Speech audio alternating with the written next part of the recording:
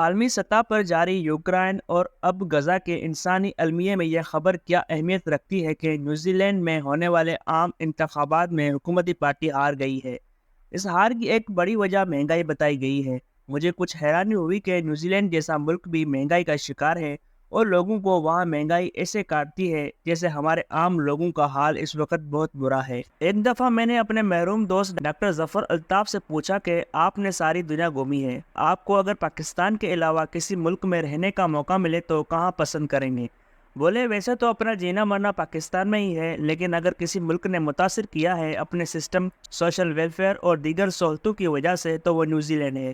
وہ بڑی دیر تک مجھے نیوزی لینڈ کے گورننس اور دیگر سسٹم کے بارے بتاتے رہے کہ نہ صرف وہ ملک خوبصورت ہے بلکہ وہاں جو نظام بنایا گیا ہے اس کا کسی اور ملک سے کوئی مقابلہ نہیں۔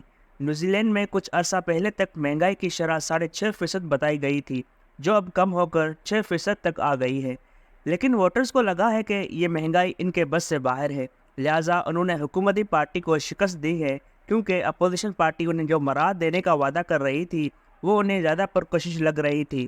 اگرچہ دنیا بھر میں بجٹ بناتے وقت پچھلے بجٹ پر 10% اضافہ رکھا جاتا ہے کہ اس ایک سال میں ہر چیز کی قیمت بڑھتی رہتی ہے، یہ بات یقیناً حیران کن ہوگی کہ نیوزی لینڈ جہاں ہمارے بیوروکریٹ تک چپکے سے شہریت لیتے رہتے ہیں، وہاں لوگ مہنگائی کی وجہ سے حکومتی پارٹی کو شکست دے دیں گے۔ یہ بات طے ہے کہ لوگ نہ صرف کوالٹی لائف چاہتے ہیں بلکہ سستی چاہتے ہیں۔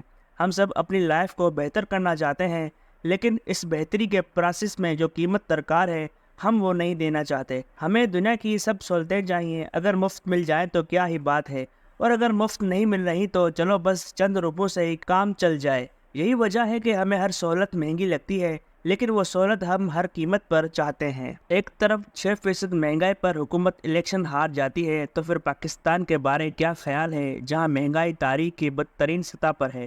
پچھلے دنوں سینٹ کی فنانس کمیٹی میں deputy governor state bank doctor عنایت صاحب نے بتایا تھا کہ اس وقت مہنگائی کی شرح 30% سے بڑھ چکی ہے۔ اس لیول کی مہنگائی پاکستان میں پہلے کبھی نہیں سنی گئی۔ ان حالات نے پاکستان کی مڈل اور تنخواہ دار کلاس کو بھی غربت میں دھکیل دیا ہے۔ پچھلے دنوں ایک اور خبر میں بتایا گیا تھا کہ 1 کروڑ لوگ غریبوں کی فہرست میں شامل ہو گئے ہیں۔ حکمرانوں کا کام ہے کہ غریبوں کو بہتر معاشی مواقع دے کر غربت سے نکالیں، جیسے چینی قیادت نے کیا۔ ادھر ہمارے ہاں پاکستان میں 1 کروڑ لوگ مزید غریب ہو گئے۔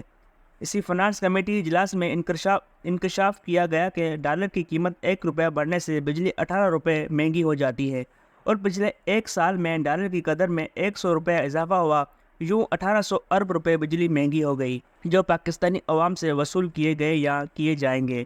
پاکستانی حکمرانوں نے سب سے بڑا ظلم فروری 2022 میں کیا، جب شوکت طرین نے IMF ڈیل کو جان بوجھ کر خراب کیا اور IMF اس ڈیل سے نکل گیا، جس سے روپیہ گرنا شروع ہوا، جو عمران خان سے لے کر شہباز شریف تک کوئی نہ روک سکا۔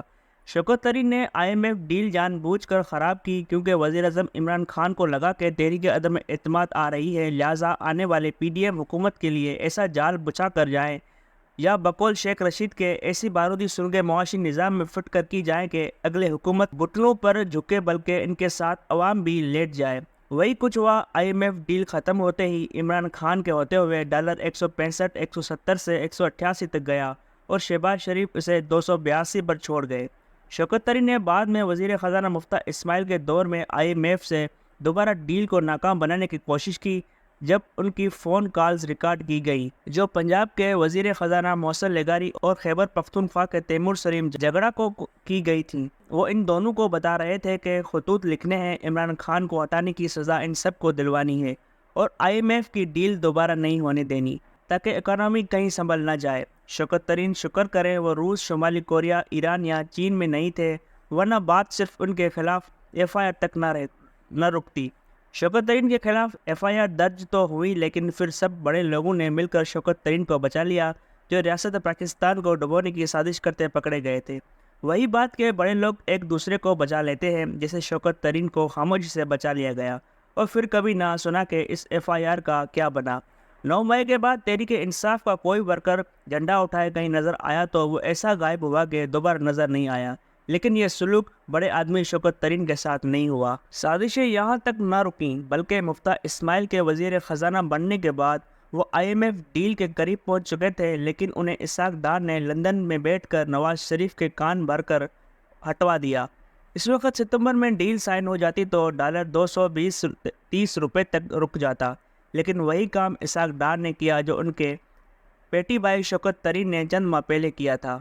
وفد کو ہٹا کر آتے ہی IMF کو تڑیاں لگائیں اور ستمبر میں معاہدے پر دستخط نہیں ہونے دیے، الٹا ایسے بیانات دیے جسے پاکستان IMF سے نہیں، IMF پاکستان سے قرضہ مانگ رہا تھا۔ ڈالر نے 6 ماہ تک یہ کھیل جاری رکھا اور آخر اس وقت ڈیل سائن کی جب ڈالر ہاتھ سے نکل چکا تھا۔ پہلے عمران خان اور شوکت طرین کی انا کی قیمت پاکستانی عوام اور اکانومی نے چکائی، تو اب نواز شریف، شہباز شریف اور اسحاق ڈار کی انا نے تباہی مچا دی اور ڈالر کو 300 روپے کے قریب چھوڑ کر پتلی گلی سے لندن نکل گئے کہ اب سنبھالو اپنا وطن دوستو۔ یہ دو حکمرانوں عمران خان اور نواز شریف کی اناؤں کی جنگ تھی جو ان دونوں نے شاید جیت لی ہو، لیکن پاکستانی عوام بری طرح ہار گئی۔ غربت اور مہنگائی نے سب کو برباد کر دیا۔